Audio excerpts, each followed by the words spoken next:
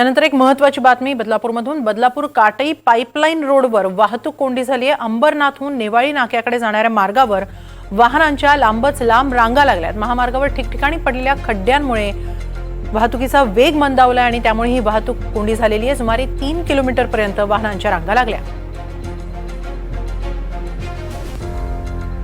याबाबत अधिक माहिती घेऊया आमचे प्रतिनिधी निनाद करमरकर यांच्याकडून। निनाद, कधीपासून ही वाहतूक कोंडी सुरू झालेली आहे आणि सध्या काय स्थिती आहे? हेमाली, संध्याकाळपासून वाहतूक कोंडी सुरू झालेली आहे। आज रविवार आहे, अनेक पर्यटक या भागात येत असतात आणि परत जाताना वाहतुकीच्या मोठ्या रांगा वाहनांच्या या ठिकाणी लागलेल्या आहेत। कारण मोठमोठे खड्डे जे आहेत ते या संपूर्ण महामार्गावर पडलेले आहेत। काही ठिकाणी कॉन्क्रिटीकरणाची कामं सुरू आहेत, त्यामुळे देखील वाहतुकीचा वेग जो आहे तो मंदावतोय।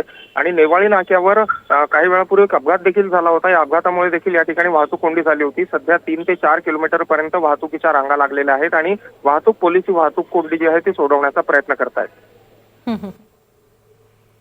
धन्यवाद निनाद, आपण दिलेल्या या सविस्तर माहितीबद्दल। अंबरनाथ काटई मार्गावर पाईपलाईन मार्गावर ही वाहतूक कोंडी झालेली आहे।